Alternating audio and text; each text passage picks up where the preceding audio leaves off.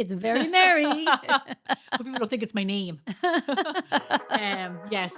I have to say, I do raid Marshalls and TJ Maxx this time I of was year just for gonna like say, lovely like, holiday sweaters. How many red holiday sweaters do you own? A lot, How- Ami. A lot.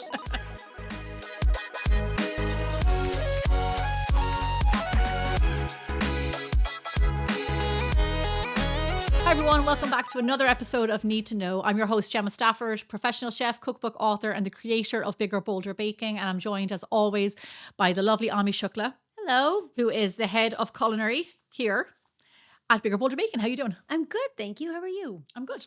Yeah. Very excited. I like your sweater. You like It's it? very Merry. festive. It's very merry. Hope people don't think it's my name.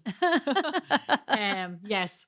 I have to say, I do raid Marshalls and TJ Maxx this time I of was year just for gonna like say, lovely like, holiday sweaters. How many red holiday sweaters do you own? A lot, How- Ami.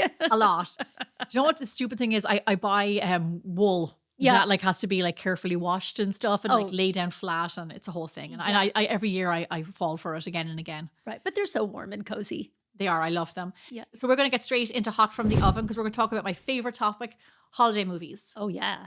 I have to watch them for at least 2 months, back to back to back. Home Alone 1 and 2 on repeat. Christmas with the Cranks, The Holiday maybe. What are your favorite holiday movies? Gosh, I know I've said this before, but definitely like The Sound of Music, The Elf, we think is Oh my totally gosh. funny. Elf Yeah. is the best. Yeah. And you only watched that recently, right? Yes, only a few years ago. And Oh, yeah. one that no one ever talks about, but I think is so great. It's from the 90s. It's called The Ref. And it's, I know no one's ever heard of it. You should watch The Ref. It's like, it's this funny movie. It's about oh my gosh, I can't remember who's in it, but like, it's like this guy who's like trying to rob this couple who are like fighting and they're like going to get a divorce. And he ends up like kind of becoming their marriage counselor. Oh my And God, they're like the referee? Yeah. It's Never heard of that. It's very funny. Can I tell you something that I grew up on? Yeah. And it was on, so you know the way in America you have the Christmas story? Yeah. Is that what's called, the Christmas story? Yeah. So when we came to America on holidays years and years ago, that was on TV everywhere we went. Right. And we didn't understand, like, what is with this movie? Why is it on every screen? And we went to a mall, it was everywhere. In a lot of these movies that we grew up with and love, and more modern ones like Elf, there's always a big kind of a food connection, like something that sticks out. So when I was young, I remember watching Home Alone 1 and 2. Uh-huh. Where Kevin gets he makes himself a big sundae in number 1. Right. And he's And watching that movie. And he's watching the movie. Yeah. And then in number 2, when he's in the hotel in New York, he orders at room service. Uh-huh. And I remember just being like blown away that a kid in New York could order room service. And believing that was real. Right. That they would, with a cart, they would come into your room. But it's a really iconic, we're going to share a bit of the clip there. It's a really iconic scene. Yeah. Really fun, like over the top. And then also Polar Express. Have you seen Polar Express? No, but I have seen that hot chocolate scene. The hot chocolate scene, because it's a Yes. whole big dance, and Yeah. it looks very much like that European thick chocolate coming out of that big machine, the gold machine. Yeah. Something like really whimsical and lovely about it. Yeah. Is that whole movie a musical, or is that just that one number? That I don't know, because I never saw it either. Oh, interesting. That Maybe wasn't that's my- something for us to watch. Yeah. I was older when that came out. I'm not even sure actually how old that is, but apparently it's very good. Yeah. One of my absolute favorites, part of my Christmas rotation, is Elf. Yeah. Like you said. So funny. It's brilliant. I love it. And actually, even George will watch it, and George doesn't watch movies. Uh-huh. The food connection in Elf is a little bit different when he makes the kind of, because he loves spaghetti and he loves candy. So he combines the two and makes like this huge, Yeah, big, totally big hilarious. mess. Yeah. There's actually a TikTok video where somebody recreates in a cupcake Yes. the spaghetti. Yes. Yeah, definitely. And she puts all the things on top. I have to say, it did make me cringe a little bit, especially at the end when she put her hands in it and started mushing it up. I thought, why? Like, why? Because isn't that what he does? Yeah, no, he does. He goes in with his hands, he does. But I have to say now, I wasn't. You weren't. Yeah, that I didn't wasn't buy. your No, that wasn't for me. Another thing, I feel like I say this a lot, but we did not have eggnog growing Yes. up. Yeah. It wasn't a part of a Christmas Oh, tradition. really? You did? There was not a No. thing. Oh. No, it wasn't a Christmas tradition. But I always remember, another one of my favorite Christmas movies is National Lampoon, Christmas Yeah. Vacation. And I remember him drinking the eggnog. Oh, yeah. When in that scene where his cousin comes in. But I think I remember it mostly because I wondered what that drink was. Was it hot? Was it cold? Like, what is it? It was this milky thing that they It's keep drinking. milky. Is Yeah. it custard? Like, what is that? Yeah. But That movie's so funny. it is. Yeah. I love it. It's brilliant. Those are always the scenes that like stick out for me. I just think that's so funny. And actually, when you talked about the TikTok with the elf inspired cupcake, there's also a video made by Bridie's Cakes where she does she makes this whole cake out of the cottage from the holiday. Yeah. Which is so beautiful and like so intricate and detailed. And then the other thing, there are these two videos, Lara Cakes and The Bake King, who both have done these life-size Grinch cakes. Because The Grinch is also like just a fantastic movie. The one you're talking about, the one with Jim Carrey. Yes, that one. Or there's also a cartoon, the animated one, the Grinch Who Stole Christmas. Recently, like done in the last. I'm thinking about the one from my childhood. I've never seen that one. Oh, yeah. Sorry. I've seen clips of it. I've never seen the whole movie. Oh, yeah. It's very sweet. I'm pretty sure it's very short, and there's just the narrator reading the story, and then the story. That's the only one I ever saw. Though I know that there were these other movies out there, but like the cakes, like, look incredible. Like they are like really like, and they do these, they show you that you're just mesmerized watching like them build these like huge cakes. It's really like, it's life size. Yeah. All the layers and the wiring that goes throughout them. Yeah. It's just like this, like, all I think about is gravity. Like, how did you get this all to like balance? This is really amazing. I think about waste when I see those because the way that they have to, like the way all the cakes are cut. Yeah. Where did the rest of the cake go? I don't know. A million cake pops. I know, right? Oh my gosh. Yeah. Into my kids' mouths. I mean, I have to say, every time I'm like trimming a cake, or where they're all like, "Oh, where's the cake trimmings? Where's the cake trimmings?" And I start to put them in a bowl. So every time I walk by through the kitchen, they can like take a little bit of cake trimming. That's a lot of cake trimming, though. Yeah, it is. But it's good watching. Yes. Yeah. There's a reason why they have millions of views. I know. But it's just kind of, it's cool to like watch someone build something like that. It's more like sculpture, like out of edible things. Yeah, like architect. Like it's just, it's really, Yeah, it's cool. More power to them. Okay, but speaking of shows, it's time for In the Mix. And we are going to talk about show-stopping desserts. As we're going to get, we've talked a lot about comfort and baking and smells and cookies.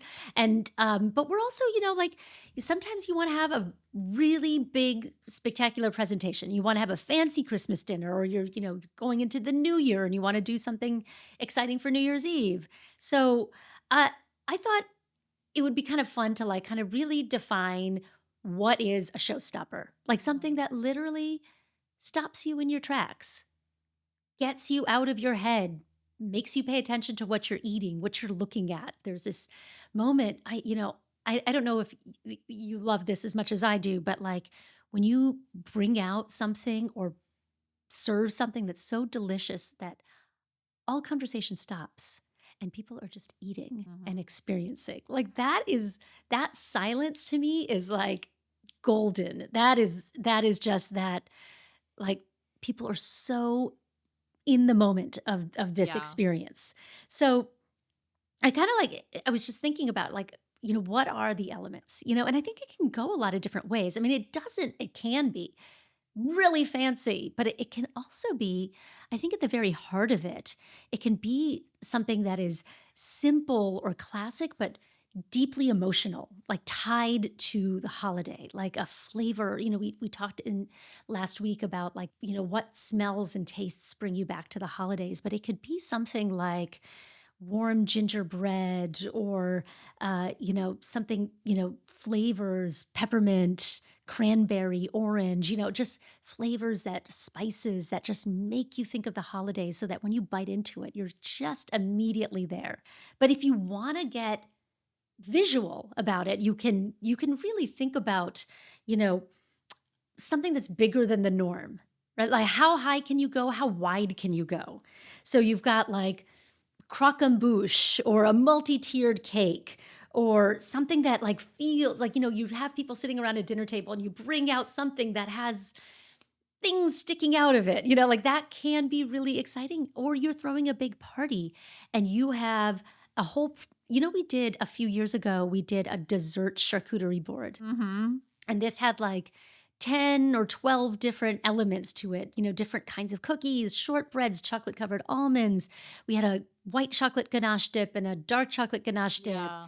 And we spread it out like a gorgeous cheese and meat charcuterie board, but it was all like cookies and fruit. And so like that can be really beautiful. When there's a celebration, or if there's something like that, if there's a birthday, or Kevin had his 50th in October, and I had multiple desserts, but I try and do like I set up the table, but I try to have something of height. Yeah. And then I will put something also on a cake stand. So like I want to have like different levels, Right. different colors, Sure. different textures. Yeah. Yeah, Yeah. and Like, then- yeah. That's another way to play with height. Yeah. Yeah. Just having like those kinds of things. And then also, like I've said before, I'm not a cake decorator. I'm not one for finicky little finishes on things. But what I will do is like drizzling over caramel sauces, sprinkling over nuts. yeah. And then like there's things like candied rose petals, Mhm. crushed praline. Yeah. You can buy that or you can make it, but like crushed praline sprinkled over the top of your trifle. Yeah. Those kind, or also for big celebrations, people get like sparklers. You can buy Yeah. these sparklers and put them in your dessert. Yeah. Use your nice platters, and then also Yeah. like decorate the table. Like put down a tablecloth. Use your nice serving spoons and your cake slice. And Sure. things Like, that. yeah, like all the little details like that really like kind of add some like, sparkle and festivity around there. You're talking about these like different embellishments, like crushed like rose petals, or like sugared fruit. Sugar fruit. Yeah. That's a good So one. and have you ever done this? Have you ever I done have sugared fruit. So Yeah. for I've done it for a few different things.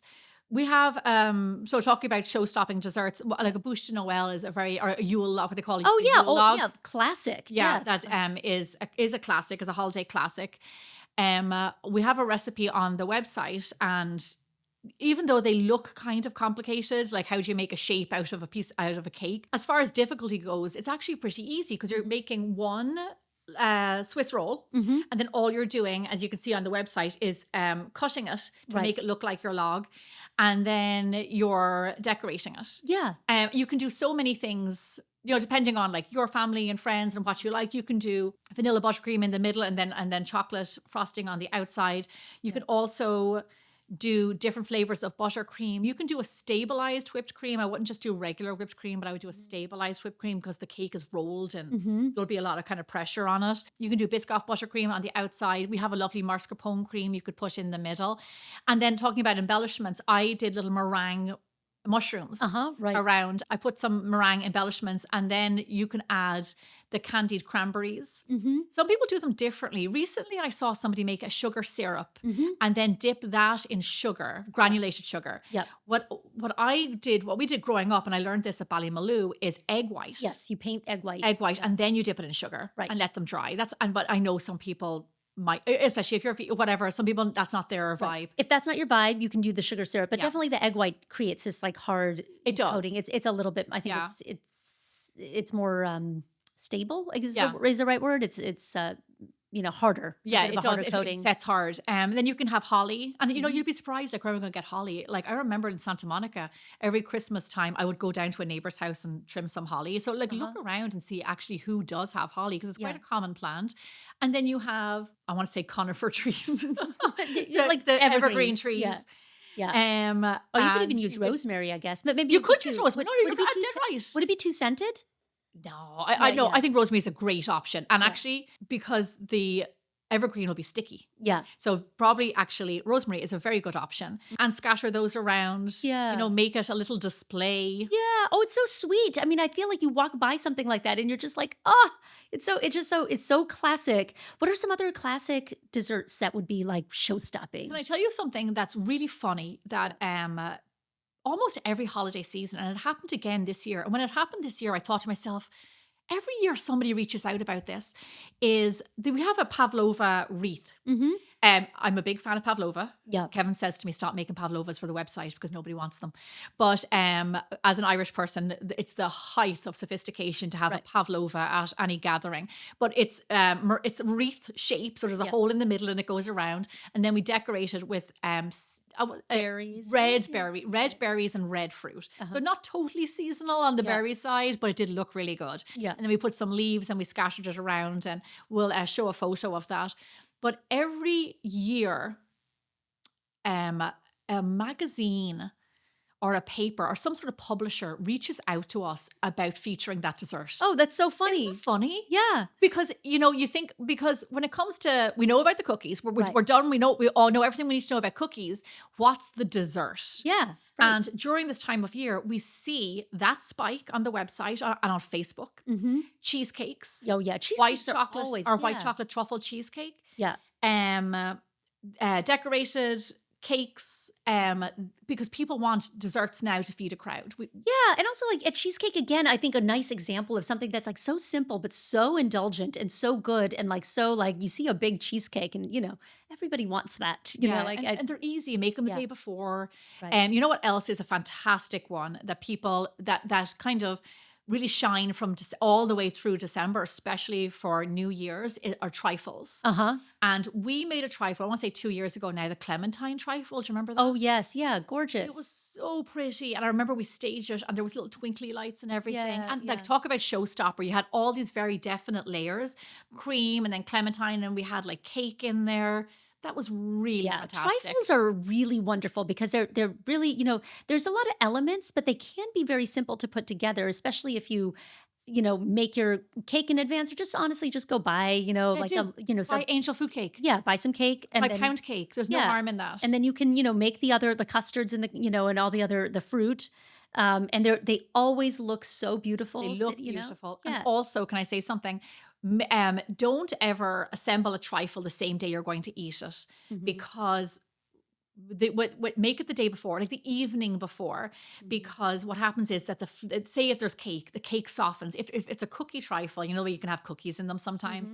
The cookies will soften, all the flavors will marry together. It won't just be, it will really kind of be one complete dish. If you eat it the same day, it's when you realize this when you have leftover trifle, you eat it the next day and you're like, wow, it's even better. Yeah. So give it that night in the fridge, serve it the next day. And number one, you don't have to think about it. It's already assembled. Right. And the flavor and the texture is superior. It's, so good.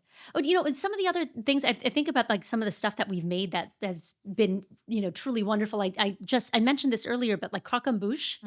Which, if people don't know, it's like profiteroles, not cream Profiteroles. Profiteroles Both filled with cream and then stacked up as high as you can, as with as many as you've made, right? But they get dipped in a caramel. They get dipped in like just a plain melted sugar caramel so that it dries hard. A hard setting one, yeah. So, and then you build basically this giant tower, and then you swirl more caramel around it. You can embellish it with like little flowers or, little dragées or, kind of make it fun. I do angel's breath. Is that the flower? Yeah, baby's breath. Baby's breath. Yeah. I do that, and I do crystallized petals. And Yeah. I did one a few years ago, and we can share a photo of that. And like you said, you can build it as big as you want. Definitely has to be done and eaten the same day because of the caramel.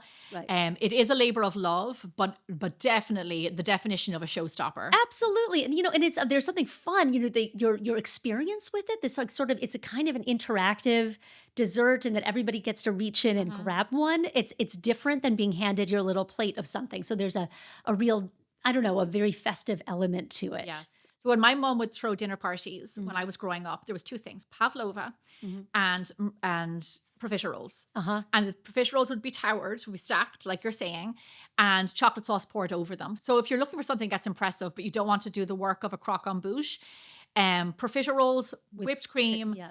And then stack them up, and chocolate sauce, a rich, bittersweet chocolate sauce poured over the top. Yeah. And then everybody just help themselves. And that is really, I think because I have such an emotional connection to that dessert, it's one of my favorites. Yeah.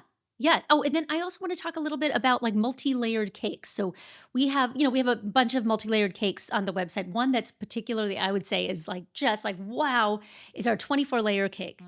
And that sounds so much more intimidating than it actually is. You make 4 cakes, you split them into thirds, and then you frost them, basically like you would a layer cake. And like that's just cool. Like, It was cool. you slice it and all of a sudden people have this like multi-layered cake and if that really is not something you want to do, but you would like some kind of multi-layered thing. When you and I were working on the book together, we did a crepe cake, a tiramisu Yeah. crepe cake. And you can find examples of different kinds of crepe cakes with different frostings and fillings. And those can be, 30, 40 crepes high. I don't know exactly how many, maybe 20. But, that is also like you're going to get an ooh and ah and really like, you've just made a stack of crepes, which couldn't be simpler. Mhm. And, you put in some, delicious, simple frosting, but like, again, like really unexpected. Yeah, I we don't did a think you see a lot tiramisu of crepe one, cakes around remember? here. Yeah. Yeah. Yeah, really nice. Yeah. And then you could do cookie cakes. You know the way, Yeah. like, like they Yeah. talk about like a kid-friendly dessert, like Right. layers of cookie cakes. We've Yeah. done that too. Yeah, absolutely. So fun. So, and then let's talk about like, say um, you want to, you're short on time. You've got like you bought a cake or you have like a cheesecake, but you want to add something to it. Something, like, so maybe you've got these like something simple. How do you like, what do you do to like, we've talked about sugared fruit. You can do, or you can get edible flowers from the grocery store and you can take a clean paintbrush or you can buy these things in pastry stores or online. You take a little brush, you brush a little egg white on there, you sprinkle it with sugar. Mhm. What are some other, and we talked about Edible gold leaf. edible. Yes. Okay. So I how have do to you say, use edible gold leaf? the way I do it is so it's quite it's clingy. Mm-hmm. The way I've always done it is I kind of like will move it with a spoon or with something like a knife or a fork or something. Mm-hmm. And I put it on. What I use it for is truffles. Yeah. We made champagne truffles a few years ago. Do you remember Mm-hmm. those? Yes. I have a little bit of champagne in the house that I want to make with it again. Like very rich. I Mm-hmm. think there's something about when alcohol is used, you feel like this is a special grown up thing, Right. like special occasion. And the rich, dark, bittersweet chocolate, and then I put gold leaf on top, and Yeah. then so we dip them, coat them, so you get that like soft truffle in the middle, but the crunch on the outside. Oh, this is not show stopping. I was talking about gold leaf, but and then gold leaf on top. Yeah. Which definitely like just a little bit of bling. Yeah, you can put it Yeah. on top of a trifle. You can Yeah. put gold leaf on top of a trifle, It's just it's lovely. I mean, it just adds something. and it's not expensive. Yeah. It's not. You use a little goes a long way. Yeah. And then you said like there's edible glitter, which I have to say I don't really find.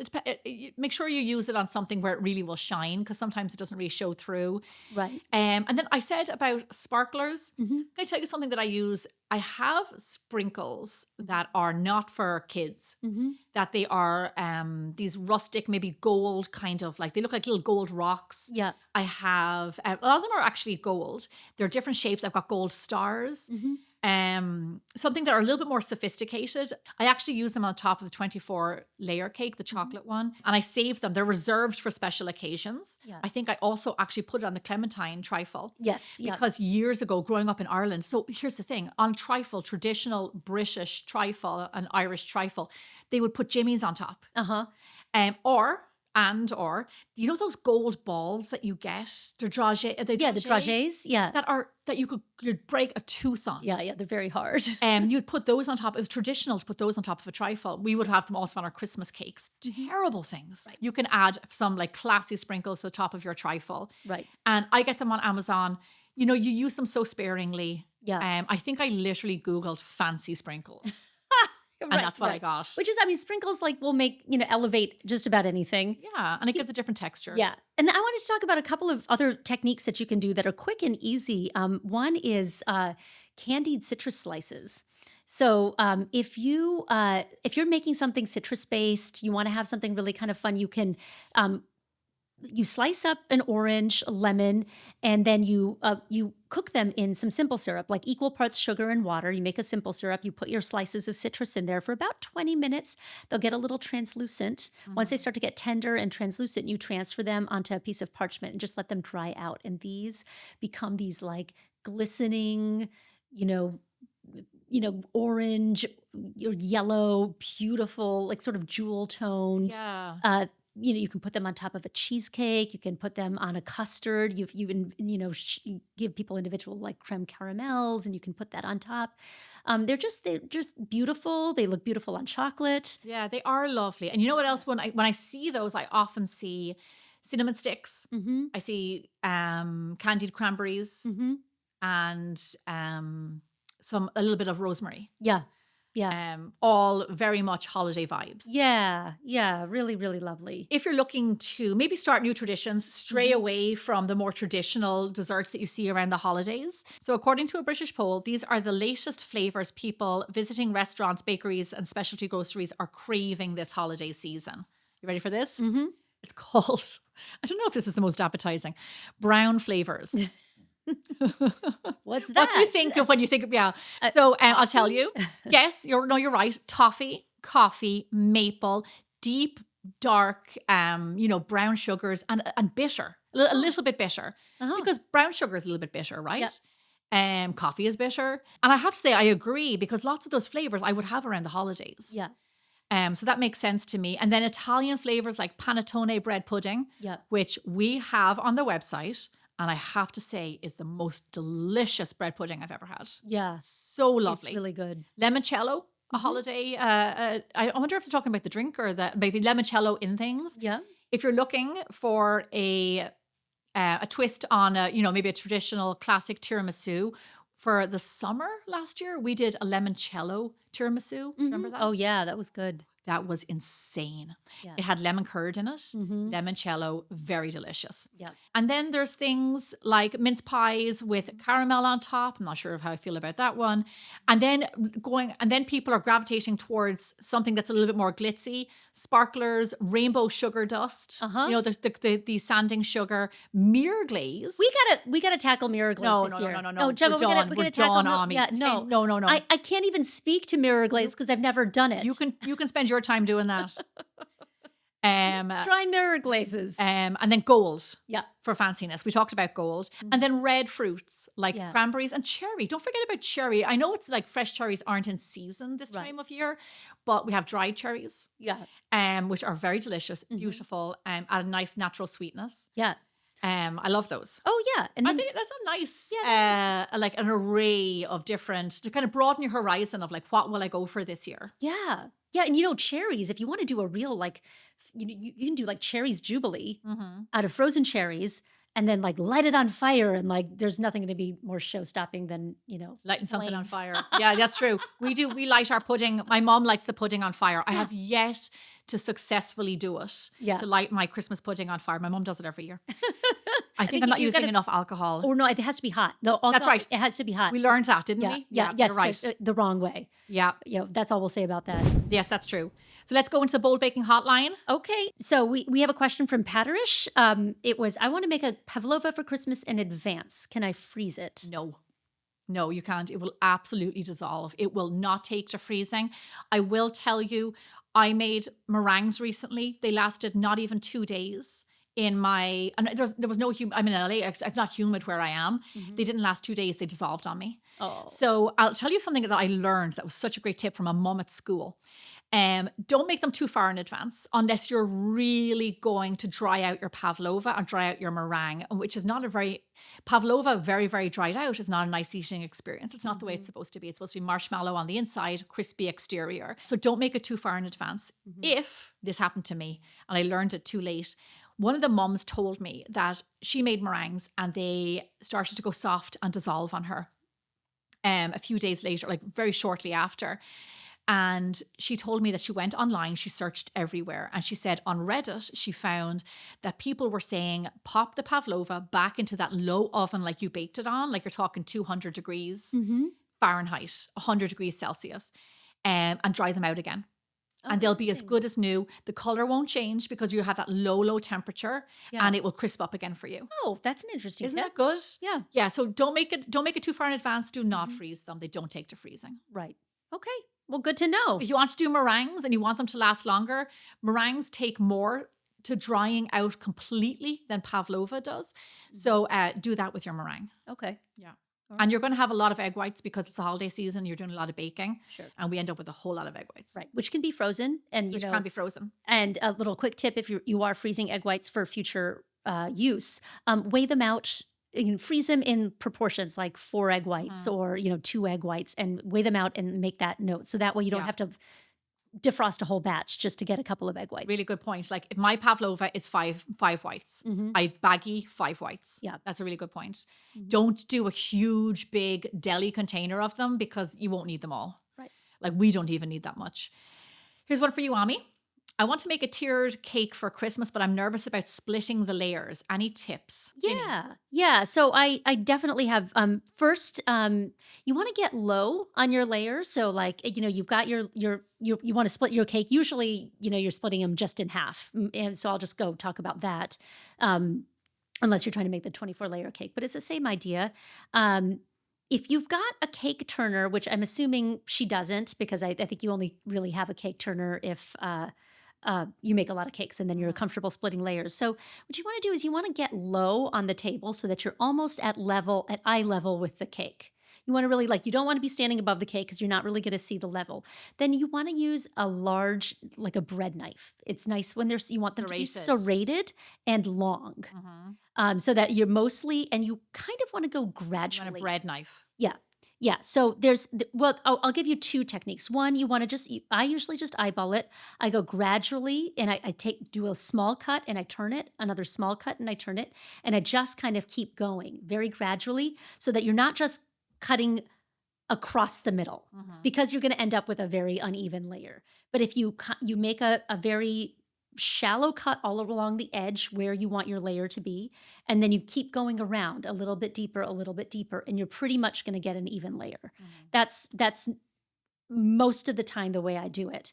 Now, if you're really worried and you really, really don't think that's going to work, you can take the cake pan that you baked your cake in, and you can put another plate in there, and you can basically lift up, put the cake back in the cake pan, but you basically want like half the cake sticking up out of the pan. Oh yeah. Okay. I know what you mean. Yeah. So you've got like the cake pan and then you put a saucer. Yeah, a saucer or something so that the cake is lifted up out of the pan. This only really works if your cake is cold or, mostly frozen. So only work with that's rewind. That's the best. Work with a cold cake. Don't try to day-old cake. Yeah. Wrap it well, put it in the fridge or put it in the freezer. Don't try to tort a cake. Fresh cake. That is fresh, or it'll crumble on you. It's going to be hard. So with either of these techniques. So going back, you want to lift up the cake so that it's sticking halfway up out of the pan, and then you use the cake pan as a guide where you rest your knife along the edge of the cake pan, and that will kind of help guide your knife to make it be a little more even. Can I say something that might seem like a bit of a duh, but it makes sense. Make sure when using serrated knives to move the knife and not the food.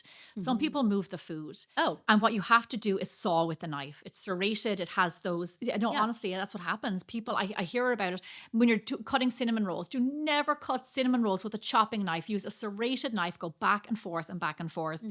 I will say it's Christmas time. I don't make a lot of cakes. We make a few because of the website. An inexpensive cake turner. Somebody gifted me one years ago. It's Wilton. I'd say it's less than $15. Yep.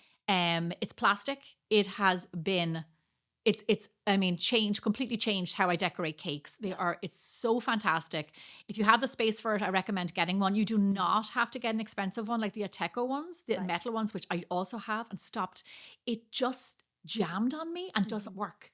Is that why it doesn't turn anymore? Yeah, it doesn't turn. Yeah. I don't know what happened. I talked to them about it, and you know what they said to me? Yeah, that sometimes happens. Oh, what? Yeah. No solution. No. Oh. And they're like really expensive. Yeah. So I'd say like, I was going to say invest. Just get. It's a nice tool if you like to frost cakes. It's nice to have. It does make life easier. It really does. Those are great tips, especially on cake decorating can be tricky. Yeah, definitely. Yeah. So thank you for that. I think we have all the ideas we need for our holiday parties. Yes. I hope everybody enjoyed this episode. Thank you so much for listening. Please like and subscribe wherever you listen to podcasts, and watch us on YouTube. Subscribe and watch the whole episode there. We'll see you back here again really soon. Take care. From HRN and the Bold Baking Network, you are watching the Need to Know Baking Entertainment podcast.